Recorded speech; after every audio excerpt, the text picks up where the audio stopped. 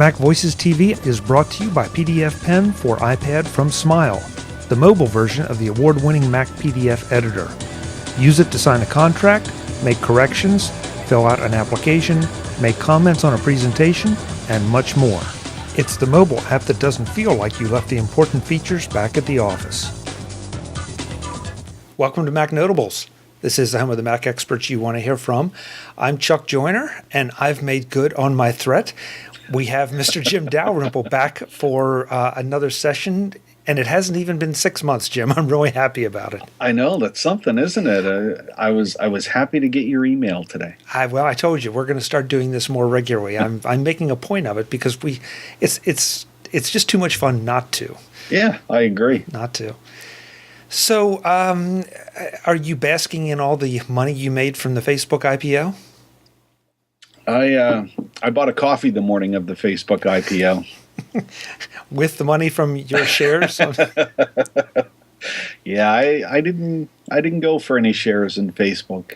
It's funny, my 19-year-old daughter said the morning of the IPO, we were talking about it, and she said, I don't understand why people are investing in Facebook.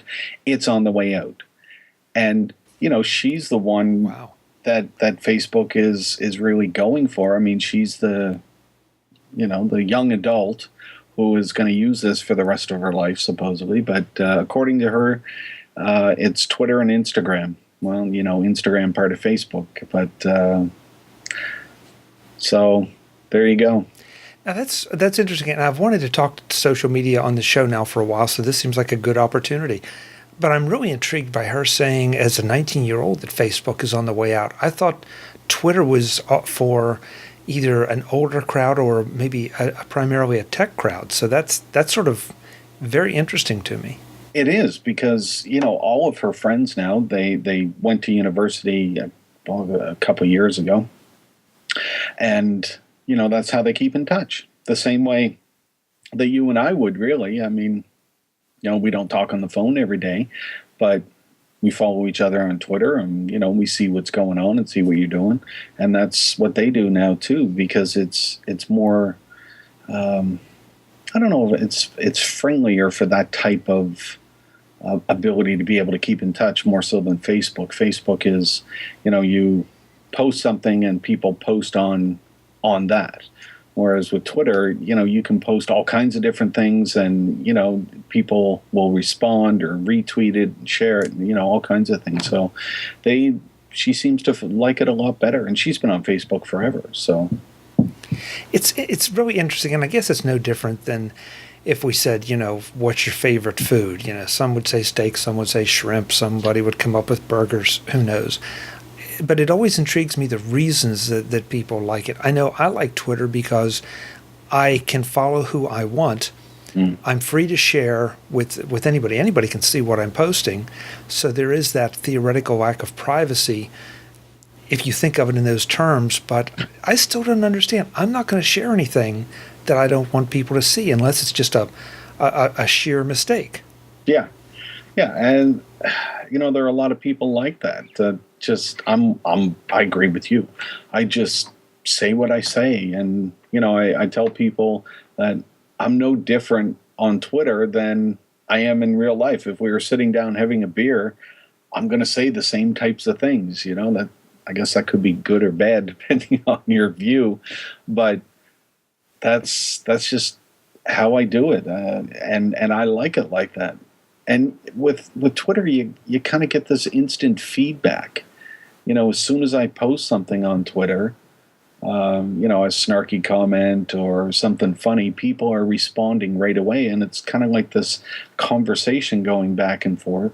Whereas Facebook seems, it's a little longer. You post something and then, you kind of wait. So it's not the instantaneous type of conversation and sharing that you get with Twitter.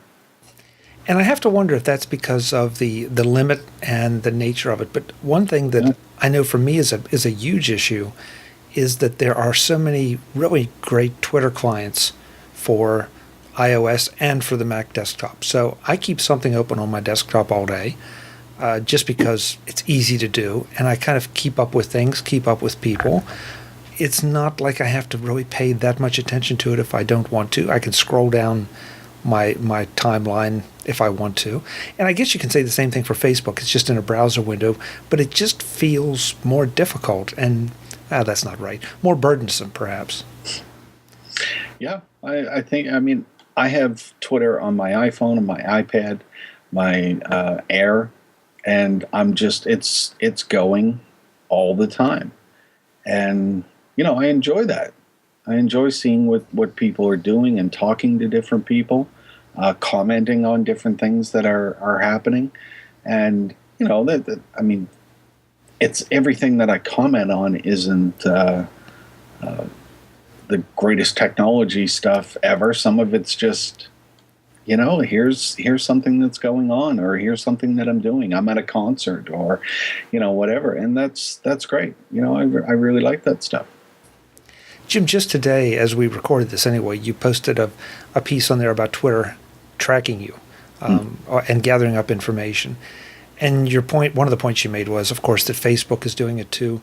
Facebook may be a little more open about it in some ways. I don't think that's necessarily nefarious of Twitter, but you intimated that you should expect this. You think it's reasonable that we should expect this? Well, for a lot of instances online, especially over the past couple of years, we freely give our information away. So, sites will say, sign up for this and we'll give you a coupon for whatever, or we'll give you a card, or, a free song. And yeah, we type it right in. And then we seem surprised that, wait, people are tracking us? But we've already made the decision to give that information away. So we can't really be surprised at that point that companies are going to use it to track us. I wasn't surprised to hear that Twitter was tracking us. I mean, Facebook has probably had the worst record of privacy of any company.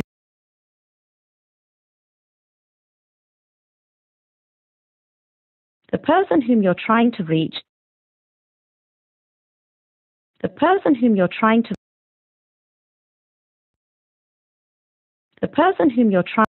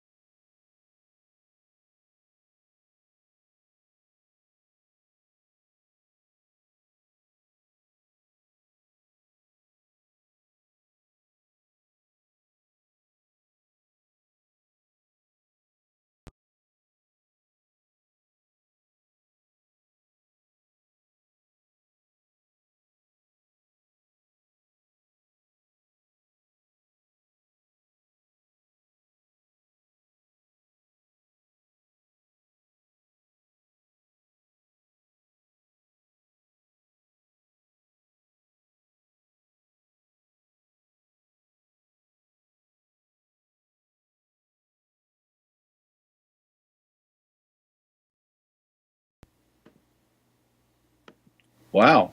Okay, sorry about that. We're having trouble tonight. Yeah, it said you weren't there, and yet you were still showing as available. So, you were saying that you really weren't surprised that Twitter is tracking us, and so pick it up from there. No, I wasn't really surprised that Twitter was tracking us. I don't think that we can be surprised at this point that anybody tracks us. I mean, they track us for information to see where we go in Facebook. If you click on an ad, or, what you respond to, and they use that information to make more ads like the one that you clicked on. It's just the way that things go on the internet. I mean, it's the same. Your credit card company tracks the purchases that you make, and the shopping that you do, and maybe that information is shared with the grocery store that you go to. There's nothing that we do these days that is truly private, I don't think. And this isn't just internet. I mean, this has been going on for so long. You just Yeah. mentioned grocery stores. Grocery stores have had loyalty cards and programs long before we started seeing the social networks come up. And, inevitably, if you use your loyalty card, along with your receipt, you'll get a coupon for something that you're likely to buy. Yeah. And what happens when they see in your loyalty card that your purchases all of a sudden went from $200 a week to $50 a week? They'll send you an email, or they'll send you, here's some coupons and come on back and shop with us, because clearly you've gone somewhere else. You haven't stopped eating, Yeah. So you've gone somewhere else to shop. So they want to bring you back. The way that they do that is with the information that you've provided to them. And it's the same online. It may not be right. We may not like it, but it's the way that it is. I mean, our ISPs track us. Who else? Who knows who else? And with malware and everything else that the Windows users have, and Android phones, and because they suck, but they get tracked even more. But there's no way around it. I mean, I do the same thing. I sign up for, a Gibson guitars. I'll sign up at the Gibson site for a newsletter or something like that. I'll go in and, sometimes I'll answer a question. What's your favorite Les Paul? Well, it's got to be this one. I mean, I'm giving them information, and they're compiling all of this stuff from thousands and thousands of people. And I don't think, I want to get over to Google and Google Plus in a second, but to make that transition, the old thing of don't be evil, I don't know that this is evil, because, I know plenty of business people that do the very same thing, perhaps a little less sophisticated, perhaps a little rougher, not as smooth, and maybe not as much because in their business that can't be automated. But my car dealer does it, my bank does it, my broker does it, my doctor does it, my pharmacy does it, Yep. One way or another, to one degree or another. They call it marketing, and all of a sudden now it's becoming creepy or evil. And I'm sorry, until they start knocking down my door trying to make me buy things from them, it's not. It's just the way business is now. I think that the difference with Google, though, is the way that people are starting to see Google is, so you just mentioned that you have your pharmacy and your doctor and the phone company and, all of these people that are tracking you. Well, Google is all of those. So Google can actually bring up a fuller picture of your spending habit or your searches or your social networking likes and dislikes, because they have their hands in so many different pies. So, it's like, what if your car dealer owned the pharmacy that owned the phone carrier, and they could take all of that information together and put it together and say, so here's what Chuck does when he leaves the pharmacy. He goes to the coffee shop and buys a coffee, and then he goes and makes a phone call. So maybe we can get him somewhere in there, if we can't get him in the car dealer. You know what I mean? Yeah, but so what? I mean, again, they can entice me. They can, really, really entice me, but they can't put a gun to my head and make me buy from them. And maybe I'm boring, Jim, but I don't do anything that I'm ashamed of, or at least not that I can think of. And if I do, I darn well I'm not going to tell anybody, and I'm not going to use a credit card, and I'm not going to use my cell phone. Yeah. I'm going to be somewhat intelligent about it. Now, I can't do anything about the spy satellites, but other than that. Well, I feel pretty much the same way. I mean, I'm a pretty boring person, really. I play guitar and I talk to you online. Wow, that doesn't sound good, Jim. But I don't really worry about doing things online, because I don't do anything that I'm concerned about. So, except I have to admit, I did do something online today that might not have been a good idea. Just lay right down on the couch and tell Dr. Chuck all about it. My wife wasn't around, and I went to this website, and I looked at the $12,000 Gibson Les Paul. It was the Slash Appetite for Destruction model. Ooh. And I wanted it. And? I didn't buy it. Oh. Because the divorce would be more than $12,000. Monique, isn't Jim worth $12,000 for a guitar? I couldn't help myself. Because I was watching a Slash concert, and I thought, I just love that guitar, the Appetite guitar that he plays. And I looked for it online, and there it was on Gibson's site. I wanted it. If I had your money, Chuck, I would have bought it. I probably would have bought two. Chuck who? Okay, folks, so we have a first here on MacNotables. Jim Dalrymple watches guitar porn. Yes, there you go. I don't know, Jim. It's fun, but now I wanted to get to Google Plus because that seems to be an interesting mix. There seem to be a lot of people on it, but the complaint by some is that there's nothing happening on it, which I don't quite know what that means. I'm not sure what should be happening on it. I guess, and to my way of thinking, once again, it depends on who you follow and whether they decide to be active. And if they're not active there, you're either going to follow somebody else or move to where they are active. Yeah, I mean, it seems to be the same way with a lot of the social networking site. If you're in with a good group of people that are active and are using it, then you're going to have a great time. But I have seen that complaint. I mean, I saw on Twitter the other day where somebody said that they went to Google Plus for the first time in like a month or something, and nobody had really said anything. Now, my Google Plus page, I use it myself to update for the loop, for stories and stuff. And I have, I don't know, about 10,000 followers there. So now I feel I should update it. If there are people there that want to see that stuff, and people do click through and read the stories and they're interested in that, then I really need to put the stuff there. But when I go to my Google Plus page, there's all kinds of people that are updating.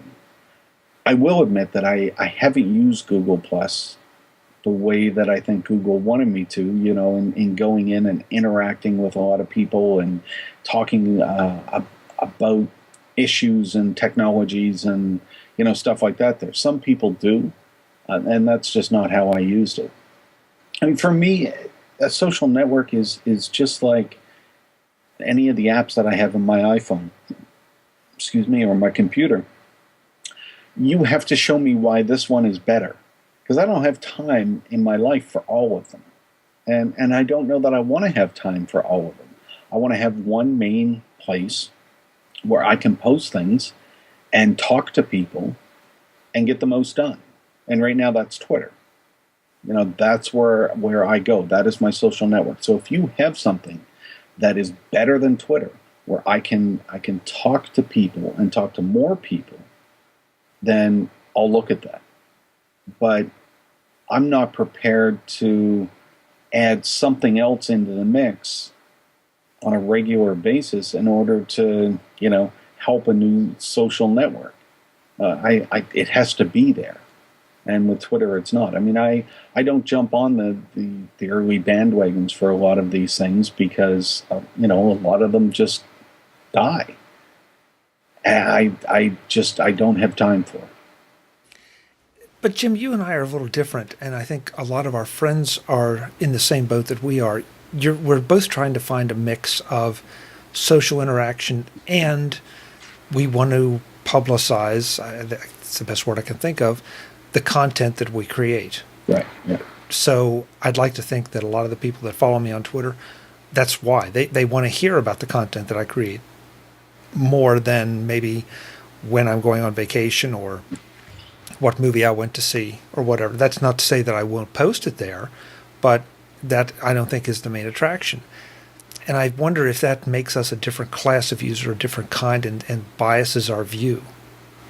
Well, I think that if I look at the people that start following me, they're from all levels of society and life. Some of them are CEOs of major companies. Others, I had people write me about the party that's coming up at WWDC and say, "Well, I'm nobody, but I'd really like to go to your party." And I wrote back and said, "Well, I'm nobody too. So yeah, come on down, and come to the party." Um, but there seems to be a leveling of sorts on Twitter, in that type of social network, because anybody can follow you, like you mentioned earlier. So you can be the CEO of a company, and I can follow you, but you can follow me too. Unless I lock it up completely. But on just a normal account, there's this interaction between all different segments of our society. And, I mean, that may be going a little bit deep into, what Twitter is, but it's true. That everything is kind of leveled out there because one person's opinion is no better than another's. And I talk to a lot of people on Twitter that, about the stories that I do or something that I link to, and don't have, good valid points, because maybe they actually use this in a different way, this technology that I'm talking about, in a different way than what I do. And they say, "Well, I don't agree with your point because of this." You know what? You're right. That's a good point. I never thought of that.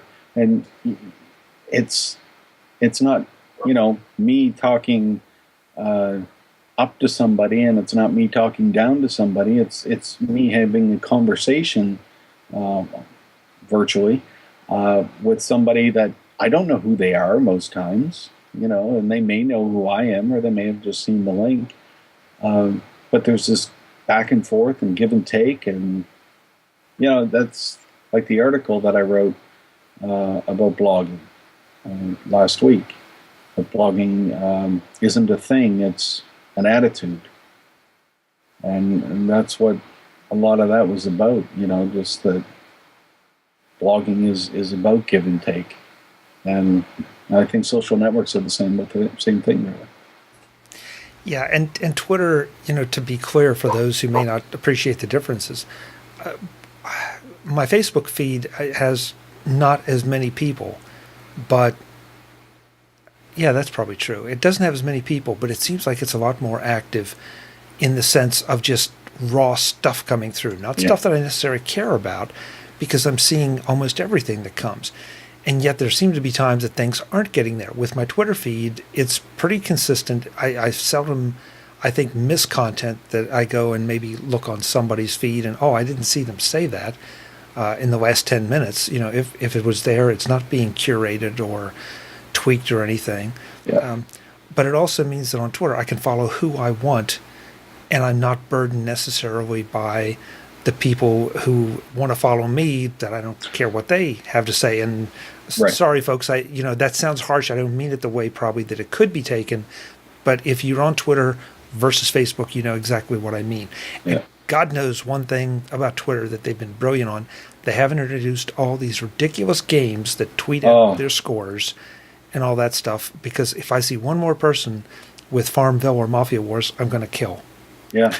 I just hate that stuff. And I've recently had to unfollow somebody on Facebook. And I don't unfollow people lightly, but I even mentioned it to her. You have to stop inviting me to playing slots, 5 times a day. I can't handle it anymore. And she said, "Yeah, okay, I'll stop." But did she know that she was doing it, Jim? No, not at first. Yeah. That's not at first. But she said, "Oh, yeah, okay, well, I'll stop." And then it started again. So I just said, "Okay, that's enough." And that happened when I was over in Dublin. Your phone is pinging at you all the time, and you look, and it's play slots. So I just unfollowed her. And it's unfortunate, but, my phone isn't pinging all the time with slot messages now. Right. So. Yeah. Speaking of ping. Oh. Should we even bring Ping up? Is Ping as dead as it would seem to be? Ping, that's a funny thing. Ping is, I wrote today, I don't think that they know what Ping is, what it's supposed to do. And I say that because I don't think that the users know what to do with Ping. So when a user doesn't know what to do with your social networking service, it seems pretty clear the company doesn't know either. So Apple has to try and figure out a way to make Ping relevant. And I don't know how they do that, because I don't know if it's structured properly. I don't know if it's even in the right place. But they need to figure that out, because Ping could be valuable. I mean, I don't know about you, but I think that there's only once or twice. How long has Ping been around? A year or more? I think a little over a year, yeah. Yeah. I think there's only twice that I've actually bought an album and then used Ping to send it out to Twitter. And I've bought a lot more than 2 albums. So, most of the time I just ignore it. Because why? I don't know. Why would I do that? Is there a benefit to sending it out over Twitter? Most times, if something tells you, here it's easy to tweet this, go ahead and tweet, and you can just press a button, more often than not, you'll do it. You'll see that and say, oh yeah, I'm proud of what I just did. I just bought this album. This is great. Tweet that. But with Ping, you kind of ignore it because it just doesn't seem to fit in some way. So I don't use it that much. I don't even know how many followers in Ping I have, and that's saying something, because I just told you how many followers I have in Google Plus. So that's not good news for Ping when I know about Google Plus more than I know Ping. Yeah, Ping is one of the few times I've looked at an Apple release of any kind and thought, okay, why is this a good idea?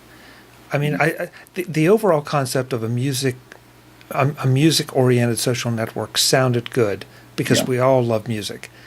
But I guess it's what you said earlier.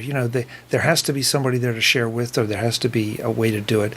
And to send it out through Twitter, I don't know. Part of me wonders if that was some capitulation or part of a deal with the record companies, that they wanted to find theoretically an easy way for you to share what you were buying, so that maybe other people would buy it. I don't know. Well, there were rumors at the time about, Apple and Facebook doing some interaction, and maybe some integration, and that didn't materialize. And at first, Ping didn't even have Twitter, if I'm not mistaken. And then they came back and added Twitter in. So, Twitter is a solution for a problem that they couldn't figure out even what the problem was, so they couldn't figure out the solution either.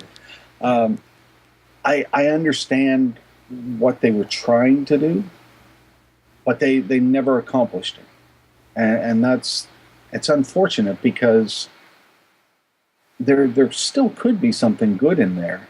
But, now Ping's name has been dragged through the mud so many times that I don't know if they'll salvage that, or if maybe they integrate now with Facebook, or they integrate more with, Facebook and Twitter and something else.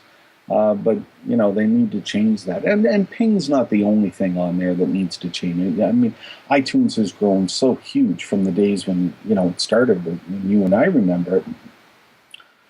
It's grown a lot. It's got the App Store in there, movies, and they have TV shows and all the stuff that's in there. That's a big application now. It does a lot of things. So, maybe they have to rethink all of that. And I'm sure that they're on that. A lot of people, pardon me, a lot of people seem to be upset over the way iTunes has sort of been kludged together, and they keep adding it. But I think for what it does, it does it reasonably well. Could it do it better? Sure. But I think it's done pretty well. And it's a central place to go for all, or 90% of Apple's media services. There's certainly things that I wish it would do better, or wish it would do it all, but in the grand scheme of things, short of breaking it out into separate apps, and then I'm not sure that's something. I mean, we already now we have iTunes with everything it encompasses over here, and we have the Mac App Store. So they started that process. Whether it'll continue and whether it's even a good idea, I'm not quite sure. Yeah, well, maybe there's an App Store app for the Mac and iPhone and iPad. And then iTunes is separate from that with all your media. You know, even breaking it out like that might make it a bit easier to understand. But I think an important thing to remember is that iTunes was pretty good on its own up until the App Store. It's the App Store that really brought in, the App Store and the iPhone, that really brought in this mass of applications and confusion for a lot of people. And that's a difficult thing to try and get around, because Apple, I think, was taken off guard with the popularity of the App Store.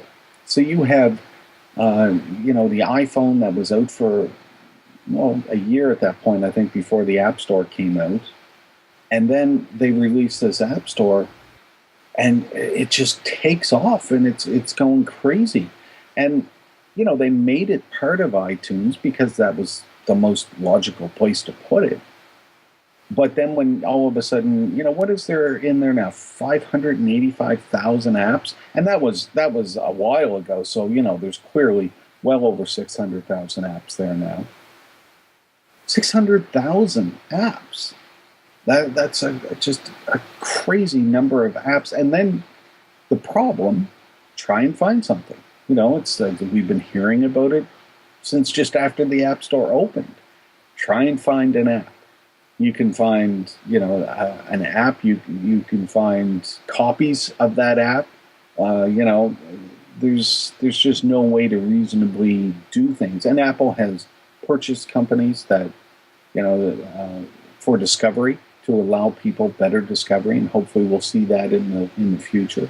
So they are working on it. There are things that they are doing to try and make this better for us. How it'll all come out, I don't know. And I don't even know if Ping will be a part of that whole thing. It is interesting when you look at what people are buying. That is interesting sometimes to see, Chuck bought ABBA and Jim bought Megadeth.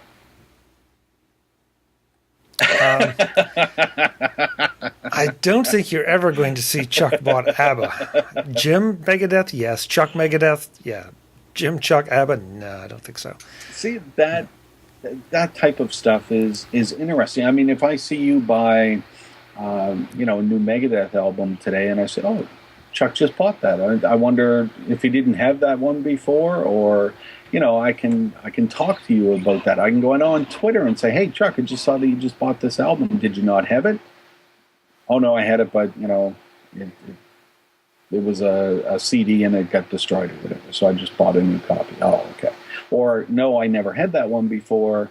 I just got around to getting it now. Oh, this song is really good, and, listen to this. And, we can talk about that. We can interact about that stuff. But we don't do that with Ping. We could, but we don't. And that's where I think Apple needs to work on. Apple's not a social networking company. They don't like to share things. And I wonder if that part of their DNA works against them in this situation, because I think that's a very, very interesting and intuitive statement. I don't know. I don't know if it does. It just, there's a lot of things about Ping that don't make sense. And there's so many things that, you just can't put your finger on with Ping. That, why does it do that? Or why doesn't it do this? But again, I think these are all things that Apple has thought about and looked at over the past couple of years since Ping has come out. Jim, the last one, and I guess, well, there are two more that are right now hot in the social space. LinkedIn. Mm-hmm. And I don't know if you play with LinkedIn at all or not, because it seems to be perceived as being so much about business. Yeah.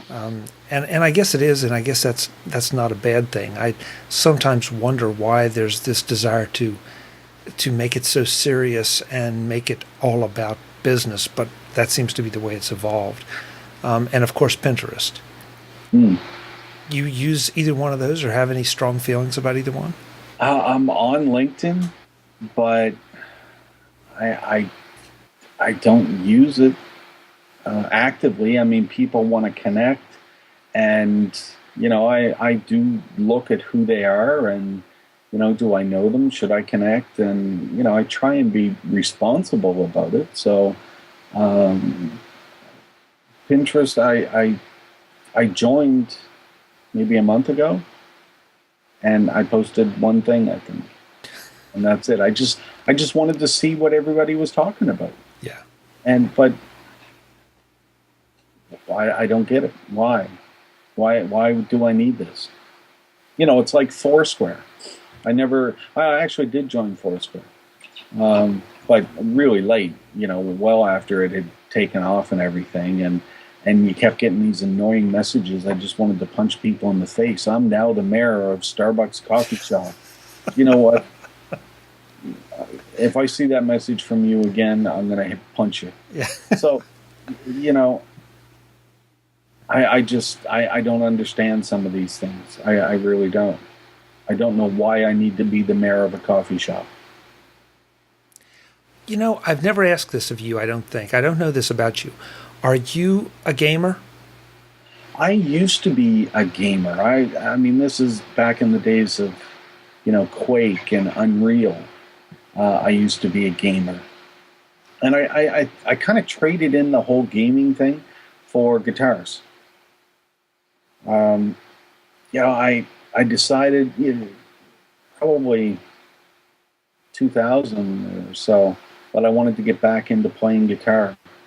And, now that the time would allow that, I could, sit down and play on my computer, because now things are starting to come out for that type of, computer amp modeling and things like that. So instead of going more on gaming, I went to guitars. Well, I ask just because I'm notoriously not a gamer, and I wonder if that's why you and I don't get the Foursquare, and we don't get the desire to be mayor of somewhere. Because I tried it for a while along with Goala, and it just never, it seemed like more trouble I got to remember to do this, and I got to launch the app, and I got to check in.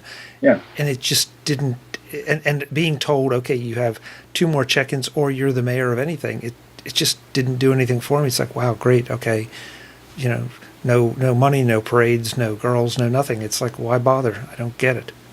I didn't either. And, I had people that would send you a thing and say, this person wants to be friends on Foursquare after I had signed up. People found me on there, and I said, well, sure, I'm not going to use it, but you can be my friend. Yeah. And I think for me, it just goes back to what we were talking about earlier. I have this set of apps that I use, and these fit into my workflow. And you as a new company, if you want my time, you're going to have to show me why I should give up something, because I can't do it all. I don't have the time to do it all, except when you email and want to do a show. I make the time for that. Well, that's important. It is important. That's we need to share more of your wisdom. No, I agree with you. I mean, show me what I need to give up, or show me what problem you're going to solve, or capability that I don't have now that you will give me that I need and can use. Yeah. Otherwise, I'm sorry. I don't need to hear about another game. And not having kids, I don't. I have a lot of respect for the education apps. It's just not my thing. And the game and games, I mean, just don't take me off your press release list. And I'm not angry about it, because I think games. I mean, Peter Cohen works with you a lot at the Loop. I know Omaha Sternberg of iGame Radio real well. I have a lot of respect for both of their opinions and their views on the game market, and I admire them because they teach me why games are important. Yep. But it's just not for me. when something happens, even Apple releases a new Mac, I'll call Peter and say, how does this affect the gaming market? Because I honestly do not know. And I guess I don't really care to know, not because I don't care about that segment of the market, because it's huge and it's very important, but because I have enough respect for Peter to know that he's worked at this for 20 years. So he knows that this doesn't make any difference at all, or this is huge for the gaming market. And I like to have that same sort of focus for music. If Apple releases a more powerful Mac, or if they, a new piece of hardware comes out for guitarists that they can plug into their Mac, I know right off this is big, and that's where my expertise comes in. Right. So Peter can have the game market. He knows it well, and there's no sense in me trying to, fight with him over things in the game market, because I would lose and I'd get angry and hang up on him. You keep talking about getting angry. I don't think I've ever seen you angry. Maybe I don't want to. No, I don't think you have either. No. Well, okay, maybe I'll just keep it that way. Yeah. It's better that way. But as I recall, we both fought a couple battles along the way. We better not get into those. No. Hey Jim, this is great, and I've told you and I've told the viewers and listeners we're going to do this a lot more often because it is fun. It's interesting to hear your perspectives because you come at it from a different angle. I appreciate that, Chuck, and I always enjoy sitting down and chatting with you. I mean, today we chatted, for a good long time on social networking, and that's different than what we normally do, and that's good. Yeah, there are lots of topics out there we have to cover. That's right. How do you feel about the G8 summit? No, never mind. We'll do that. That's a whole other show, right? Yes, it is. Oh. And then some. Yeah. Okay, so just for the record, where do people go to find out everything you do, and which social networks do you want them to follow you on? You can find me at The Loop at loopinsight.com, and on Twitter at @Dalrymple. And of course, your alter ego on Twitter is? Oh, Dalrymple's beard. But keep in mind, I do not do that account. That's not me. So that's an anonymous person representing the beard, or the beard itself? It really isn't me. There's somebody else that was doing that account, and it's been quiet for some time now. So I don't know if they just gave up or what. But yeah. Well, hopefully they'll come back. So. Well, we'll see.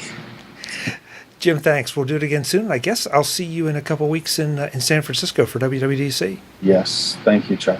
Great. Looking forward to it. Me too. Folks, that's Jim Dalrymple of The Loop at loopinsight.com.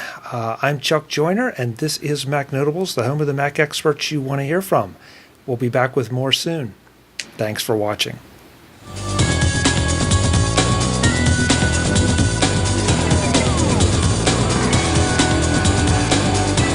Mac Voices TV is part of the Mac Voices Group and a member of Mac Level 10.